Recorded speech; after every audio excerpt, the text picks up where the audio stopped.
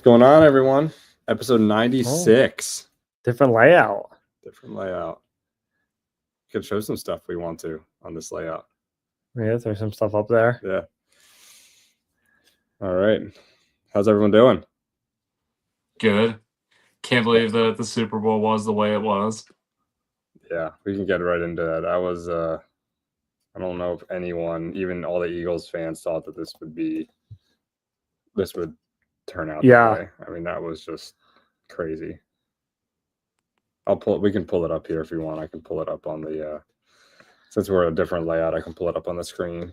Yeah, I mean, a team going for a three-peat, something we've never seen. You have to go back to the Packers if you count that, which I do, because the Super Bowl wasn't around. They won 1 and 2. And just a team like the Chiefs, I get it. They didn't have a good year. They had a lot of one-score games, but they always found different ways to win.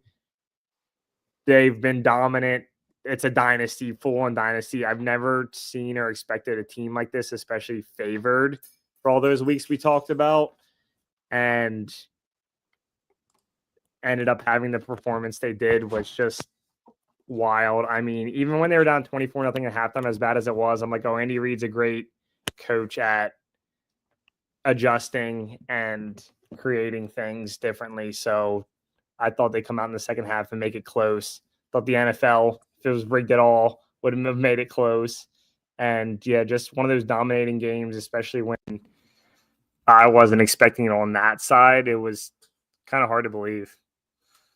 Yeah, it just felt like the Eagles from the jump just had the juice and had the answers. And like you were saying, the Chiefs, the record is what it is, but they've definitely like eked and squeaked its way through the entire season. There's definitely games they should have been losing, should have lost, and had a luck chance at the end of a game or had a fluky play. Some might even say it was the refs, but either way, it didn't seem like there was anything that the refs could have done to help them. It's just the Eagles. If you can't get any third downs, if you can't do any, like, generate any type of positive plays, there's nothing anyone can do to help you. And even the dirty plays that the Eagles have had, like, I know the Jalen Carter hands to the face, definitely punched him. He could have hit him anywhere else, and he went right to his face. So it just sucked that he threw an interception and it didn't even affect the outcome. The Eagles just got penalized 15 yards. So really, it just adds insult to injury. And the score is what it is, but the fact that the Eagles had 34 points before the Chiefs even got a point is insane. I mean, that's almost like you put the difficulty down and played them in Madden and just took out all your hate then and there. But yeah, it was nuts. But I think going into it, I was definitely high on the Eagles' defense against the Chiefs' offensive line, and they definitely way outperformed, I think, everyone's expectations. I thought they'd be able to feast, but to do it the way they did was just unbelievable. Yeah, Mahomes was under pressure the whole time, and he looked so unsettled back there, and he was constantly throwing off the back foot, not getting, continually going out of the pocket and looking for plays that way. I mean, to his credit, there were some drop balls also. You had P. Ryan have a drop ball. Kelsey Hopkins had one too. But he didn't look good. And his picks, his one pick was awful. Yeah. Yeah, a bunch of Josh Allen interceptions. Yeah, Bond made a nice play on that dive, but it wasn't like someone was right there either. It was I think he got bumped maybe, but it was a bad pass. And that 40-22 outcome does not reflect how the game actually went. That makes it sound like it was way closer than it was. And it was hilarious how the classic announcers jinx, how they brought up how Patrick Mahomes has never been scoreless through 3 quarters, promptly scores in the next play.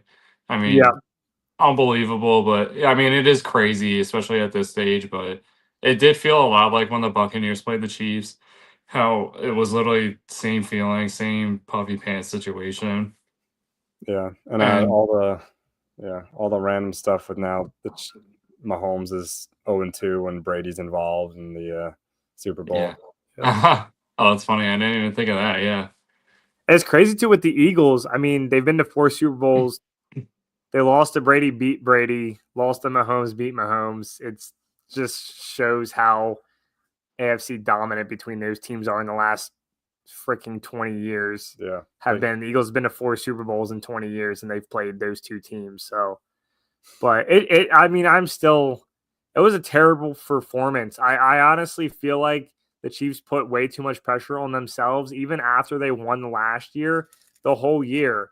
They wanted to be undefeated. They wanted to go for the three-peat. They just built up all this pressure on themselves.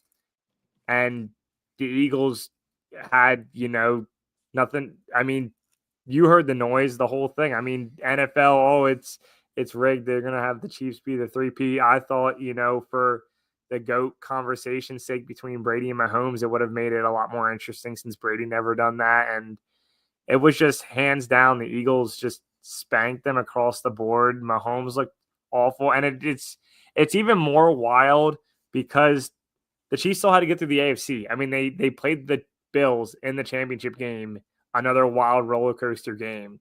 And then they just took 2 weeks off and looked absolutely just slow across the board. And your biggest players, Mahomes, Kelsey, Chris Jones, had some nick and dime injuries throughout the game. And credit to the Chiefs. I mean, the Chiefs, for the Eagles to do what they did, and the Chiefs holding Barkley to, no explosive plays. I mean, they were really good against the run. Yes, that game plan, stop Barkley, we have a chance. I feel like that's like all they were worried about, which they did great. Yeah.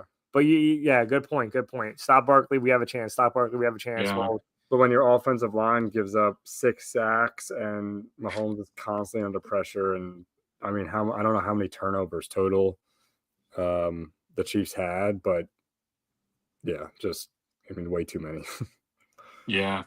And I feel like the other impressive thing was Jalen Hurts in this game. Rushing wise, he was just decimating them, and all the throws, he was picking apart the Chiefs defense more than I've seen anyone do this entire year. I mean, they definitely knew who they were going to target and got Devontae Smith and AJ Brown on those guys, and they were able to take advantage of it. And I really give them props because the Ravens have to play the Chiefs, and we definitely, I feel like, are set up in a similar way. Obviously, Saquon Barkley is not Derrick Henry. Derrick Henry's not Saquon Barkley, and the same thing with Lamar and Jalen. But I feel like we could have attacked them the same way, and we didn't. And I feel like that's props to the Eagles that they really kind of went at it in a way that people didn't think that they were capable of, and did it at such a high level. I mean, Jalen Hurts felt like he was perfect the entire game. Every time he dropped back to throw a deep ball, he was on the money. It wasn't like he was whiffing all over the place, being Jameis Winston out there. Like, he really just took it to everybody, and I don't know. I mean, props to him to be Super Bowl MVP, to do all this stuff, everything that pretty much everyone didn't think he could do, to get benched in such a national spotlight, and people just have that image of you being like, he's good, but he'll never make it to the big moment and do it. It's like, I mean, you just have to appreciate it. You don't have to like him, but he's not a hateable guy by any means. It just seems like hard to put him in that upper echelon of being like, wow, he does have really talented legs and he does have a really good arm. It's like, I guess he is a complete guy. Hands down, one of the best performances for him in his young career. Broke the Super Bowl rushing record for a QB, which I think might have been his own record from last Super Bowl. But, I mean, carried it when he needed to. Didn't, loosely scramble around all the time. And the throws, I mean, the Devontae Smith throw end of the third quarter to put the nail in the coffin, that was a dime. Yeah. And just utilizing, I thought the Eagles coaching staff had a great play. They didn't throw it to Jahan Dotson once in the NFC Championship game, and they used him on a deep throw early, and just the different ways Hurts maneuvered around and found, all different guys, and even used Barkley in the passing game a lot more, which they haven't been using him either. So between Barkley and Dotson, I think they had like 8 catches between them, 2 of them, and probably wasn't that on your bingo card if you were the Chiefs coaching staff going into the game. So, but I mean, I got to give Hurts credit. I'm not a huge Hurts fan, but I also don't hate the guy. He's a likable guy. And I mean, he literally outplayed Mahomes, who's considered the best in the league by far. Like, people will put Mahomes and then a bunch of nothing and then everyone else, right? Yeah. That's how high people rank him. And it looked like they almost switched positions that game. Yeah. A lot. I mean, Philly fans in general were like ready to throw Hurts to the side of the road, like 3 years ago. After I think he had it's kind of a subpar year, and Hurts is just he seems like just a total professional. He's like kept his head down. He's kept working. You don't really hear much from him. No, you don't. For a QB too in Philly. Yeah, and you look at that 2020 class, and I feel like he's always the afterthought. But I mean, Burrow doesn't have a ring. Herbert doesn't have a ring. But like, I feel like when people talk about Joe Burrow, they automatically put him above Jalen Hurts, and I don't think that should be the case anymore. I don't think Hurts should be below Burrow. I think that's a take. I think Hurts should be above Burrow until Burrow can prove that he can win a Super Bowl. I know he beat Mahomes and got to the Super Bowl, but that's a take. But didn't get the hardware to prove it. It's like whatever Jalen Hurts, whatever anybody says, like, I mean, he's got a Super Bowl ring, and like he's got the MVP award that matters the most. He did it in the biggest game. Yeah, and that team's built. They can make some runs for the next few years. Yeah, this is what the craziest part is there's how many teams sputter and fall like they did last year, get a high draft pick, squander it, and then end up in a worse position. Like the Eagles were in a bad position last year, got a draft pick, got Jalen Carter like 2 years ago. Which at the time, I think everyone was surprised at how far he dropped too. Like like they got a diamond nugget, obviously, and that makes their defense way better. But to get Quinyon Mitchell and like they just hit on all like wheels really could have came off last season, and if they would have messed up the draft and not been able to find guys like Zach Bond, like that's the difference. And I for whatever reason, it felt like the Philly teams were like cursed again, and was like great. Every team is just suffering, and it's like they make it, but they lose the championship game, and somehow the Eagles broke through that. And I hope that means other things for like the teams in the city, because I mean, look at the Eagles. They have all the toys possible, a ton of money, somehow still find money, the biggest, heaviest offensive line, defensive. It's like, how do you get to make a team like this? Yeah. You know what I mean? And that should give you hope for the Cowboys that they can retool, because they have a lot of explosive and good pieces too, that they can retool a little bit if they get the right players in free agency. If they draft correctly, they can retool and become another good team next year.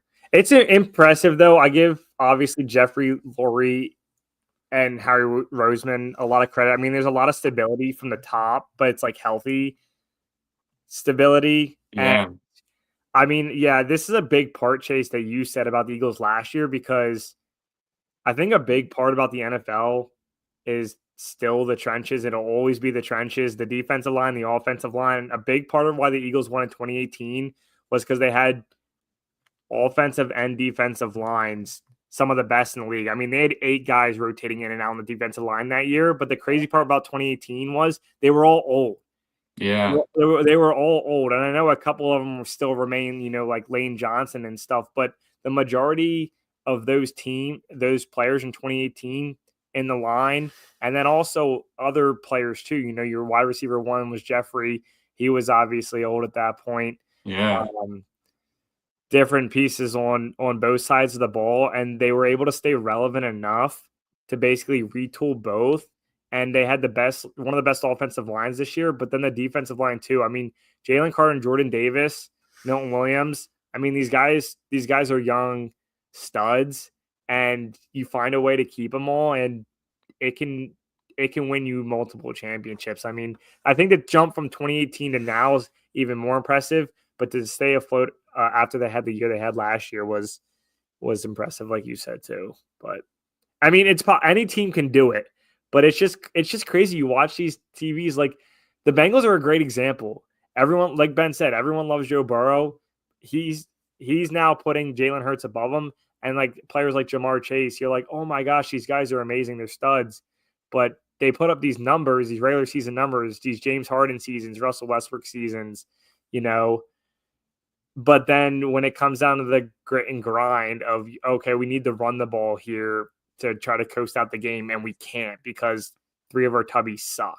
So, I totally agree. And it's always those things of like, well, on paper, the Eagles had way more talent going into this game. And it's like, how many times do we see that the best team on paper doesn't win or comes up short? And it's like, they did it. Like, they're one of those exceptions to the rule. And I don't know what it is. I don't know if it's the head coach. or like you said, it's just everybody pulling their own weight, and because they had such a shocking way to lose a year, and it just affected everyone. But I mean, they had good leadership, and I also think like a key point of the season was Brandon Graham calling out the team on the radio, just saying how this got to stop, because there was some inklings like it was gonna go last year, and then that happened, and then he got fined or whatever, did whatever he had to do. But I feel like he realized in the moment, he's like, I should have said something last year. I'm definitely saying something now, because what's the point? If I say something and it gets better, then it was worth it. If I say something and it still continues to suck, then well, it is what it is. But I feel like those moments earlier this year and all the negativity against them like really bonded them in a good way. Whereas like, okay, we know how it went last year. We just can't have it go that way. So no matter how many people shit on us or the media tries to say that they should fire our coach even though we're winning, it's like it didn't get to them, and I feel like that makes a dangerous team when it doesn't. And for the Eagles, it's like I don't know who's a big free agent, but it doesn't seem like anybody is, other than like a bunch of 1 year deal guys. But their whole core is set up. They're young, they're dangerous. I mean, having Jalen Carter, not even in his prime, but basically as a top defensive tackle, and he's still gonna ascend the further he goes. I mean, that's unbelievable. That's a guy, an anchor point. I mean, Aaron Donald. uh, what was he, 10, 12 years in the league, I think. Every single one of those years could have been all pro. Essentially. And I was like, if you can get that kind of production on your defensive line, that makes everything so much easier. I mean, Patrick Mahomes had no chance. No chance at all. Even on the scrambles, the time he would get away, people still got to him. It wasn't like he got free and then wiggled and then no one's hitting him. I mean, every single time it felt like somebody got a hand on him, someone was near him, someone was breathing on him. Like it was suffocating, and I mean, it was just so impressive. But I mean, I don't disagree that the Chiefs also have really good talent. If Rashee Rice was in this game, if their offensive line was still intact, it probably is a little more competitive. But I mean, they still beat the Bills 2 weeks prior. I mean, yeah, it's still like, and even when the Eagles were up 34 points, I was like, there was still a small percentage of me that was like, if anyone's gonna do this, it's gonna be Mahomes. Like, if anyone could figure this out and just have a bunch of freak plays happen, it's them. And not even saying that the refs get involved in it's a bunch of ticky tack stuff. I'm like, he just uncorks a bomb to like Hollywood Brown or Xavier Worthy.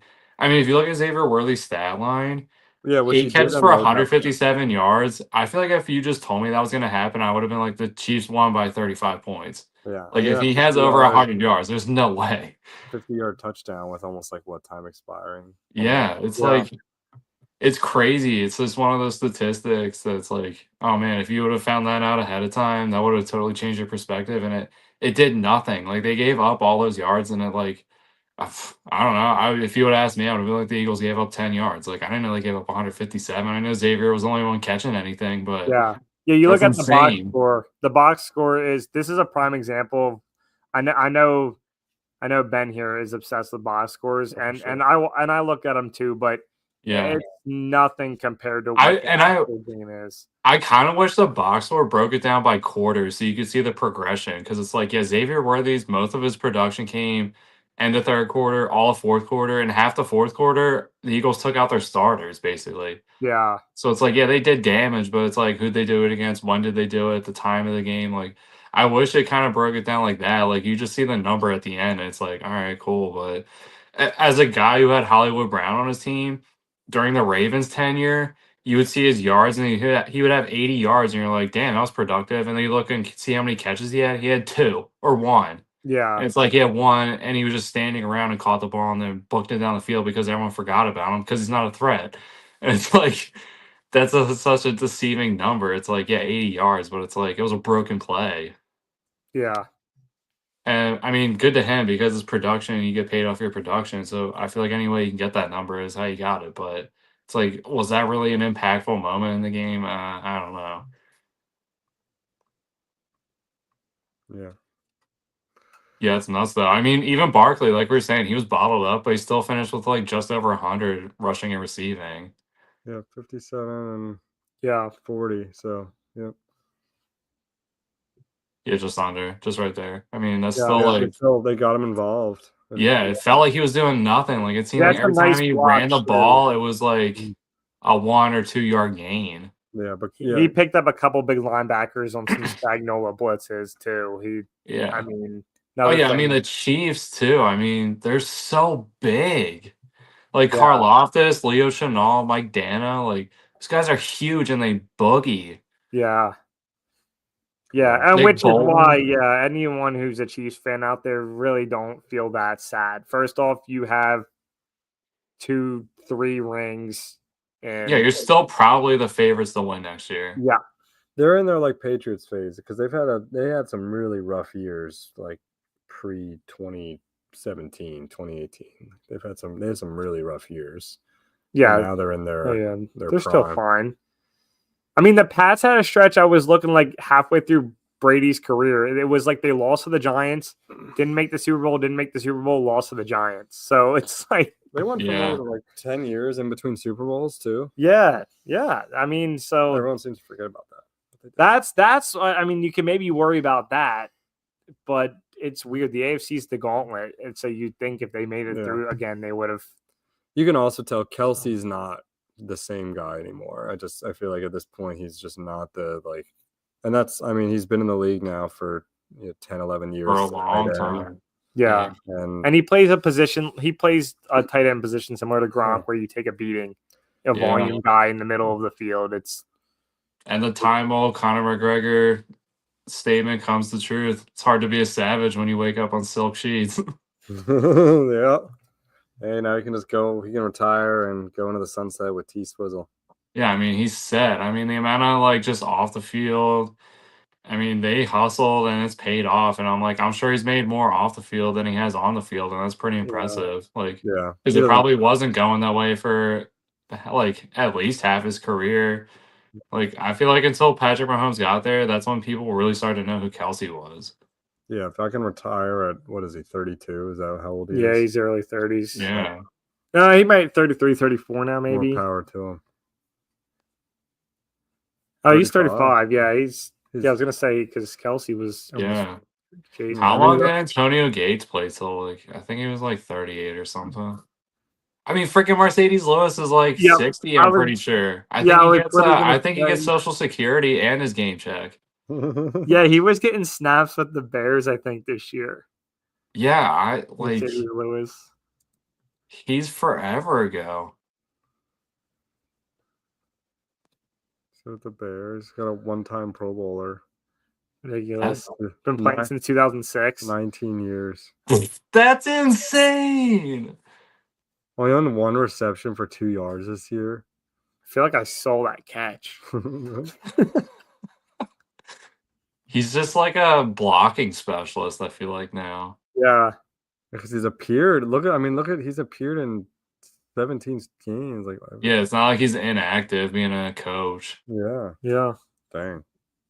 Yeah. Props to Mercedes Lewis. I never thought he'd be cooking. When he was on the Jaguars, I thought that guy was destined to be like a burnout, a classic Jags burnout. Yeah.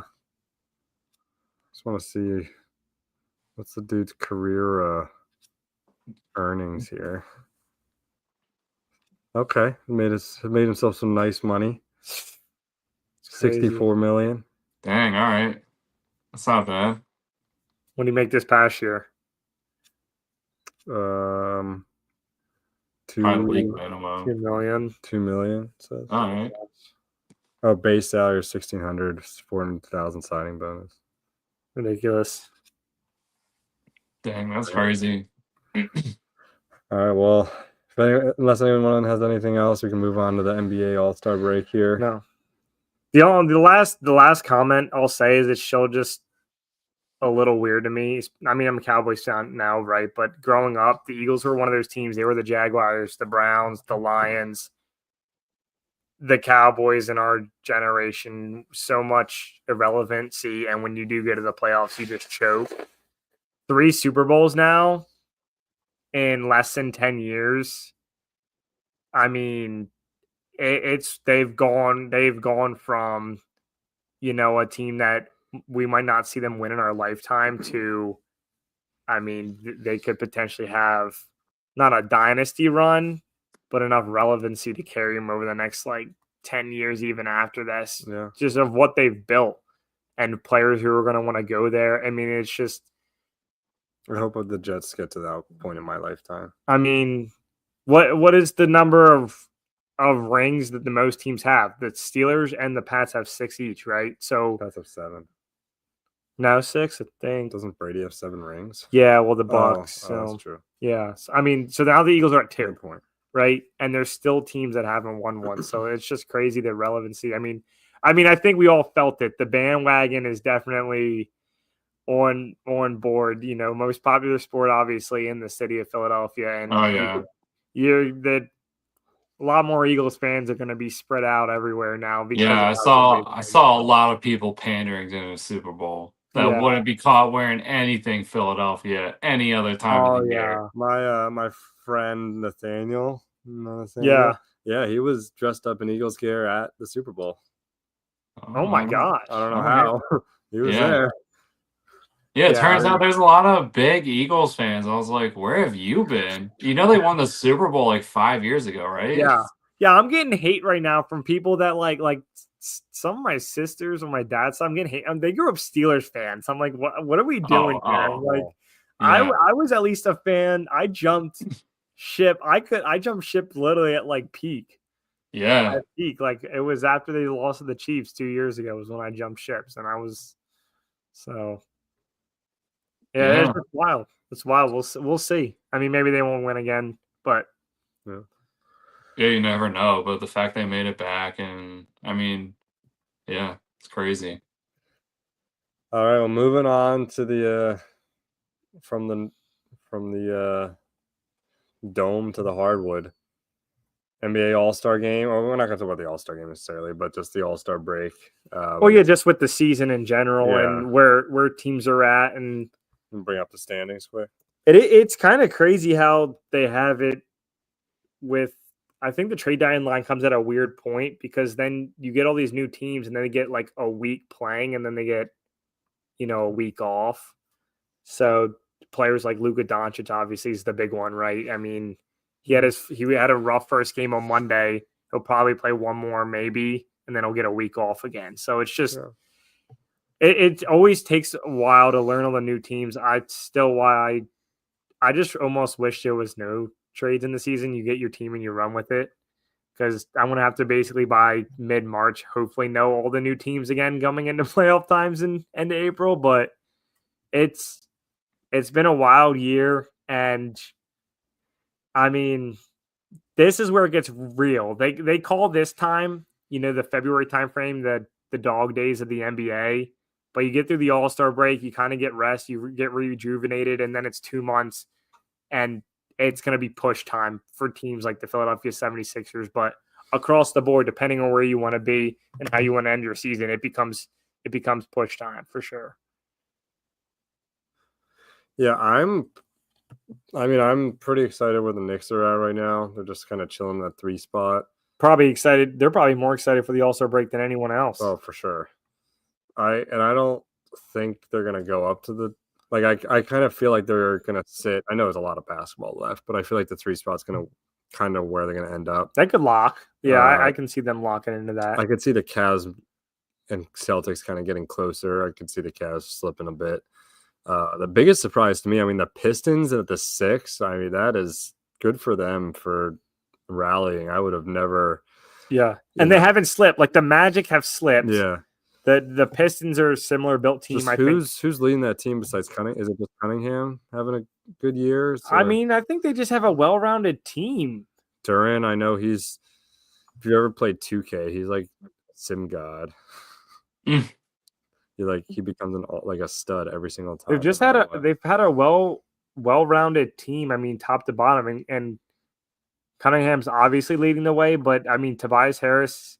Is he basically went there to be a role player on a building team. Yeah. But top to bottom, I mean, Beasley's having a better year, I think, a little bit than expected. For sure. Coming off the bench mostly. Look at the roster there. It's, for sure, Ben, big point. It's a surprise. You would not think that right now they're in the 6 hole. They have a winning record. And I mean, they didn't even really do much at the deadline. They're kind of just rolling with the team. And at this point, no matter what happens for them, it's a successful year. Yeah. They're on the verge of the best of 7 series, which is wild. Because they've been bad. They have been bad. I would love if that was a matchup, the Knicks. That would be a nice first round matchup. Yeah. I mean, the East is just weird in general because the Cavs had all that controversy with Donovan Mitchell. Is it going to work out? Should they ship him off? Mm-hmm. Best team in the league. The Pacers, Miles Turner's been there for like a decade now. They have not built like anything consistent. They're 7 games over. The Pistons a good example. And then everyone else kind of just fills in until you get to the 76ers. I do feel like the Bucks could be kind of – I know Doc, no one likes him, but with having a 1-2 punch of Giannis and Dame in the playoffs, if they're healthy – yeah, because they weren't healthy last year. Yeah, if they're healthy in the playoffs, that could be a wild card for sure. Like a healthy Dame in the playoffs. Yeah, I don't understand the Middleton Kuzma trade, but other than that, yeah. No, I mean the Bucks are in the 5 hole right now. You want to end in the 4 or 5 spot because any team, the Cavs haven't proven anything yet, so it's not a bad place to be. It's not a bad place to be the A seed if the Sixers somehow can end up getting in. But yeah, I mean Thunder 43-9. Let's just it's insane. They're definitely not fake. I didn't believe in them even 20 games in. They're so legit. Really slap in the face taking their under this year. They're going to hit it before April. And it's just wild how upside down this is. I mean, 3 years ago, the Thunder, Grizzlies, Rockets, all dumpster fire squads. Maybe not the Grizzlies, but look at these win streaks too. You got the Lakers on a 6-game win streak, the Nuggets on a 7-game win streak, Thunder on a 6. Yeah. And I'm just gonna say right now, I'm rooting for the Nuggets to win the championship if the Knicks don't, because I want Westbrook to get a ring. I'm just gonna say it right now. I have major issues with that because I remember sitting in the living room with you and you rooting against Carmelo Anthony and the Portland Trailblazers so hard against that Lakers team. In the COVID year, the Lakers won it all, but it was like a first-round matchup. Dame ended up getting hurt and didn't play in it after he won game 1. And it was basically Melo trying to carry the squad. And you sat there and said that you were rooting for Bron because you wanted him to get another ring for more respect on him over Carmelo Anthony. Okay. That's fair.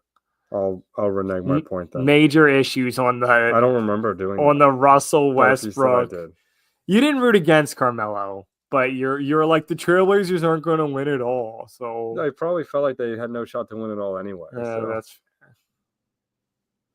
But the other wild thing is the Suns, who it feels like they've had a lot better year than last year. Their big 3, even though Beal's been coming off the bench. Their big 3 has been consistently playing, and they started off the season hot, and they've just cooled off, and now they've just been coasting in this 11 spot, the same spot the Sixers are in the East. And, I mean, they're another one that's going to have to hit the gas after the All-Star break. I don't know. Why didn't Nurkic go in the doghouse? I feel like he's been in the doghouse there. Yeah, I mean, it's just – and him and Beal both – I mean, they both – they have no big man. Their top big man right now is just rebounding 6 boards a game from Mason Plumlee. Yeah. I don't know. You got Bol down there. Another weird team where you wouldn't think that they'd be above or below some of those other squads in the West. I'm sorry, Damian Lee's still playing. Isn't he related to Doc or Steph? Yes, I forget. Yeah, it's like his brother-in-law or something. Oh my gosh, I didn't know he's still in the league. I think he's or he's married to Doc's daughter or something like that. Yeah. I didn't know he's still in the league. Yeah, got that recognition, so we'll see. Yeah, I just want to see about your guys' perspective on this. I guess more Ryan about your perspective on the Sixers second half. How dead set are you rooting for them to make the playoffs? I am. if this is going into the Joel Embiid like potentially shutting him down situation because of his knee, and especially everything that just came out about how like he basically said he didn't give it enough time to heal last year when he came back early to try to ramp up for the playoffs, and then obviously he played in the Olympics, and his knee just never fully healed, and that's why he's kind of dealing with these things like swelling and stuff. But does that piss you off that he basically played in the Olympics? No, because does that piss you off, Chase? I mean, kind of, but at the same time, it wasn't like he didn't try in the playoffs and then play in the Olympics. Like he did give it a go in the playoffs. Like yeah. Okay. So I think he was screwed when he came back. I think he came back too early in the season, which was ultimately what screwed him. Yeah, I think I'm just more mad that, like, after the Olympics, he wasn't just like, okay, I actually need to fix this before we do anything else. Like, instead of being like, okay, like, we'll just deal with it. Like, I don't know. Like, if he would have if he just would have been like, I'm just going to get the surgery now, right after the Olympics, like, how far along would he be in rehabbing?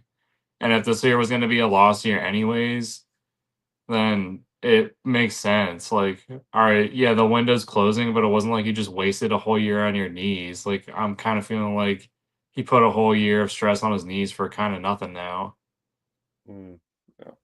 Yeah, it's a weird situation because it's at best he's going to be 80% the rest of the year, and yeah, I don't know. I feel like he wants to be out there. There's a lot of pressure because the window's closing, so they signed Paul George as kind of like a last ditch effort. So he's like, well, it's Paul George's first year. He wants to try to make him competitive. The first 10 games, they were 7-3. Now they've lost a couple in a row. So a couple games over 500 when the big three play. But it's a tough situation. I think I want them to still make the playoffs because I'm kind of holding one of the same thing I think is the reason Embiid's playing, because he knows there's not much left in the tank, and any year where they don't even make the playoffs is a lost year. But it is a tough situation. I thought if the East was better, I guess is the better thing, because they don't have a good record. If the East was better and they were definitely out of contention by now, I probably would have been okay with it. But it's hard for me to. Yeah, when they're semi-close. And I like Paul George, and I like this team. I mean, I was mad they got rid of Reggie Jackson. I thought he was a good piece and starting to heat up a little bit. I don't really know about their trades. Like Grimes is a good defender, but since he's been there in a couple games, their defense has been atrocious across the board. So yeah, it's a tough situation, Chase. I mean, you're probably more okay with him shutting down? Oh yeah, I mean, just by judging, like you said, off the trades, like they added a bunch of second round picks, they gave away a bunch of money, they freed up everything. So to me, that feels like Morey's giving Embiid the option of like, hey, if you're gonna shut this down, we're gonna actually go for a good draft pick, because the Sixers don't have a lot of draft capital, and their pick is owned by the Thunder this year, and it only conveys if they're top 6. So that makes me feel like they took off a bunch of money. They're metering their expectations that they shut down and beat it is what it is. And then hopefully that's enough to keep you within the top 6. But otherwise, it's like you better go for it then, because otherwise you're not going to have your pick and you're going to have to make a trade. And it's not like making a trade on the NBA draft deadline is a hard thing. Pretty much every guy who gets picked is traded unless you're the number 1 pick. But yeah. I just feel like the way that if there's an elite guy and everyone makes it seem like Cooper Flag is just like a guy, and we have a chance to maybe do an Eagles, like, all right, we'll detour this 1 year and we have a chance at a really good pick. And if we hit that pick next year, we're just going to hit the ground running with like a lot of good depth and like a wholly different team. And it's like, I don't want to pack it up because I've been banging the drum on the window's been closing, but it's like you're kind of out now. And even if you get in and be the 8 seed and you lose, it's like, I don't know, was it worth it to not have your pick this year and have a chance at a guy who can fix things or be able to like be a good trio, and if like Embiid's out, then it's like then you have a core of Maxey, McCain, and let's just say it's Cooper Flag. That's not bad to have 3 young guys.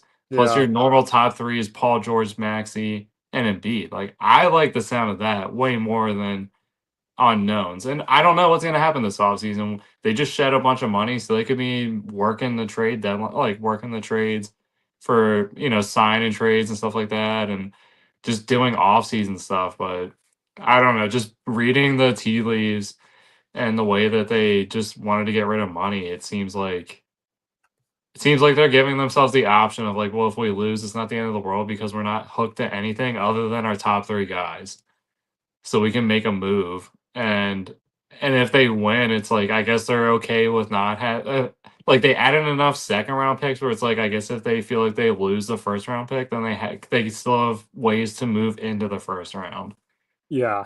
So I know Maury got shit on. He didn't make any like sexy deals at all, but it feels like he just gave himself flexibility, and I feel like that's the best position you can be in, especially if a losing year. Like I feel like he's taking that Eagles mindset of, okay, whatever happens and whatever falls to me, I'm gonna take because that's a win. Because otherwise, I wouldn't have had this in any other any other scenario. But I think if you're gonna shut down Embiid, it should be like within the next few weeks. Like.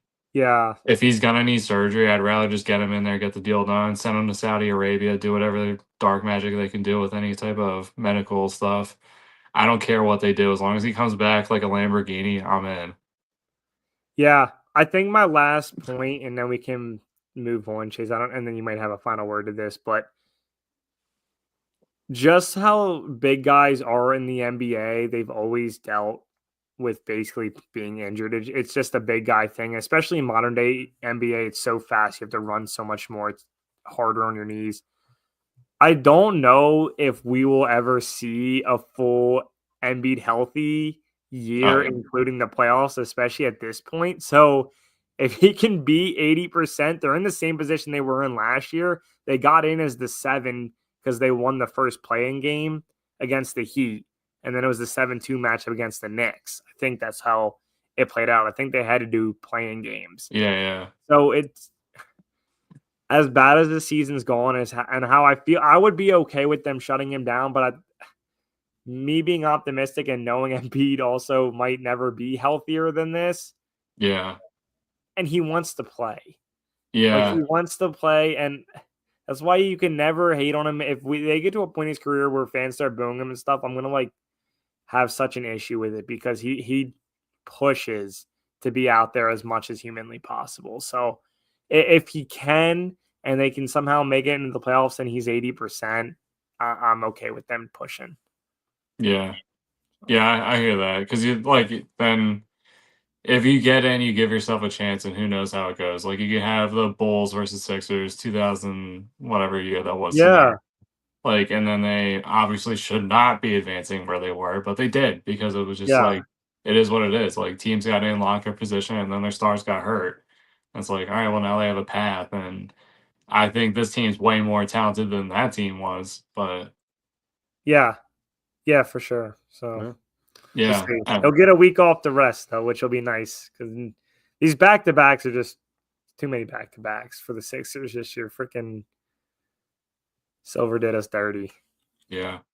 So, all right. Well, as we'll wrap NBA up, and before we do wrap up the podcast, I think we got some exciting news in a week. I think it's a week. NASCAR is starting back up. Yeah, this Sunday. Touch on that.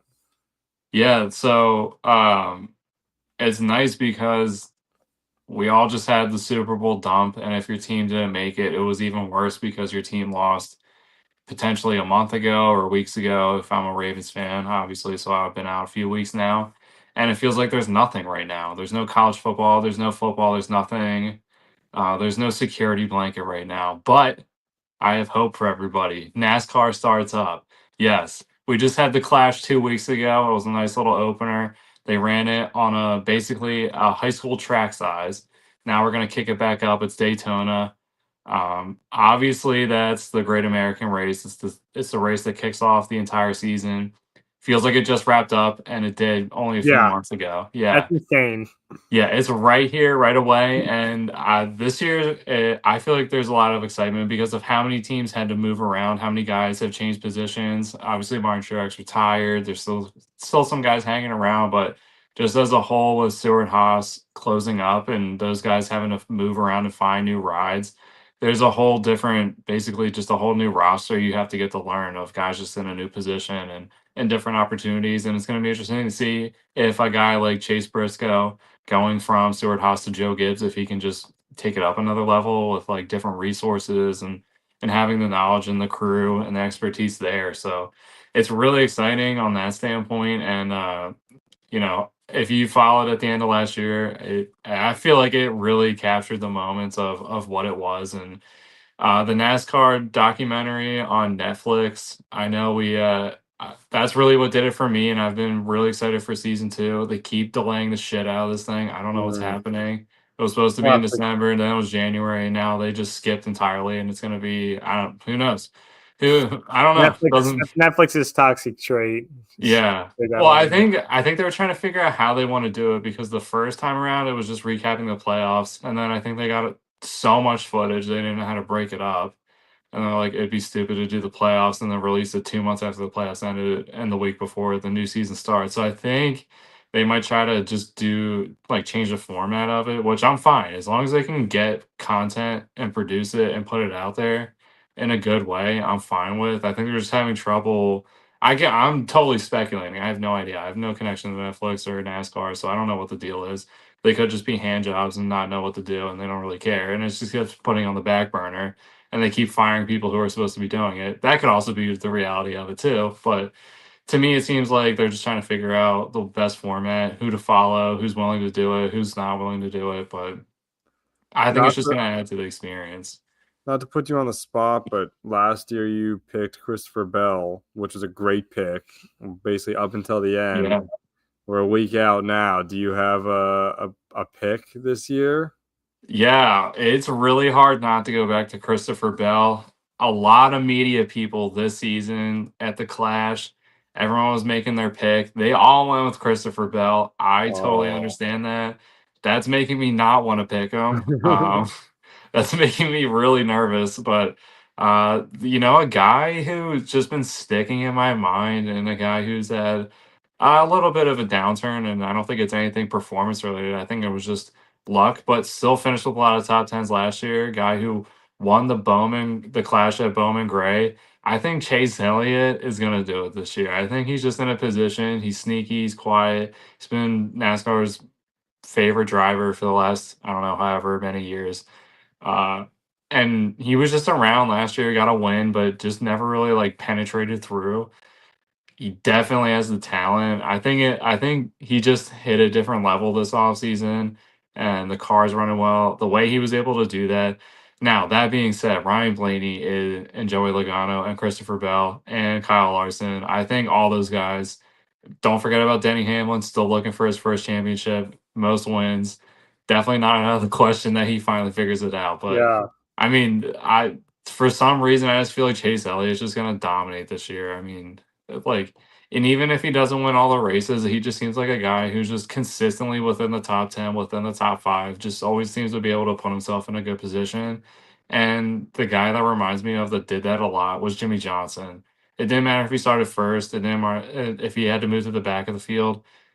It was always strategy, and he would figure out how to get himself in the top 5 within the last 5 laps and then get to the number 1 spot. And I feel like Chase Elliott's finally just getting to that point of understanding the race is what it is, and we're just going to be tactical and do it the way, just assassinate that way. But it's crazy. I mean, this year, there's so many people that I feel like I can make a case for at least 10 to 15 guys. And it's not just trying to be like a pandering guy. It's just there's so many guys who I think are going to hit the next level. Tyler Reddick, I mean, that guy was on fire at the end of last year. So I don't think there's any reason to think that he's going to take a step back. Definitely not Bubba Wallace. He's not on my watch list. He's not even mentioned anywhere in this. But definitely those other guys, those other handful of guys, yeah, I think they should be the short list. They probably are for the fate. I don't know what the odds are actually off the top of my head, but Yeah, I feel like the way he was running, but it's gonna be hard. Like Joey Logano can make every single reason why he could win. Ryan Blaney at Bowman Gray didn't qualify, but because of finishing points wise last year, he was second. He got to opt himself in. Started dead last and finished second. I mean, that's crazy. He was passing everybody at a track that's literally the size of your high school track. Like with a car not crashing or getting crashed. Everybody was getting crashed or tangled up. Yeah. So I mean, if a guy's seeing it this early, I can't imagine what they're gonna do. Now, obviously, being at a drafting track like Daytona, everything's out the wall. Like, who knows? I mean, anybody could be leading the first 90% of the laps, and then you get the big one, and it takes them out. And it's kind of up against the wall, and who knows how it's gonna go. But that's the whole point of tuning in, because anybody who's entered into this race that qualifies legit has a shot to win it. And I feel like that's why it's superior form of racing opposed to any other kind, especially F1. Pretty much however you qualify is how you're finishing. We all know that. And it's just because those guys are so dominant. I'm not saying they're not dominant, but that's just the way it is. There's just not the level of passing and the parity of racing in NASCAR. I mean, anything can happen as long as somebody's driving that car, they can win. And that's what I love about it. So I'm excited. I'm amped up. I definitely don't have the football drop off as I've had in the past few years, just because of the renewed interest in NASCAR. And I know it is what it is. It's racing. It's on a track. You can't do anything about it. But I don't know. I feel like the outcomes are better if you hate refs, if you're sick and tired of the Chiefs and how they just almost won a Super Bowl because of the refs. Guess what? Come to a league where the refs have nothing to do with it, unless the driver's being a complete asshole and taking his car off the track. Pretty much nothing else can happen. So that's what I like about it. It's all up to their hands. Whoever makes the moves, whoever's riskiest, and gotta respect it. Oh yeah. Well, thanks for the update, Chase, and we'll be, back in that grind of monitoring NASCAR and kind of going over those results. So, oh yeah, and we're locking in. I'm locking in Chase Elliott, 2025 NASCAR champ. All right, Chase Elliott. Put it in the envelope. We'll pull it out. Unit on it. All right. And as we wrap up, I just want to say I'm pretty excited. Unrivaled WNBA 3-on-3. I'm just gonna twist the camera here. You see this giant bracket is on the TV right now. Oh, they're having a 1-on-1 tournament, and they seeded 1 through 8 in 4 separate brackets for the league, and they're just basically doing a 1-on-1 tournament, and it's kind of cool. So just that's actually legit. I respect that a lot. So it's pretty, So they all got seeded. So I'm a big fan of the brackets, and I do like brackets. It's too late to fill this out. Too late. So when does the WNBA season kick off? May. All right, it's coming in hot. Yeah, Mystics don't even put up They don't even normally put up single season tickets until like March 1st is when they start that. So. All right. We will. Episode 96 about to be done. We'll see everyone next week. Yeah. Deuces. So yeah. I just want to get this.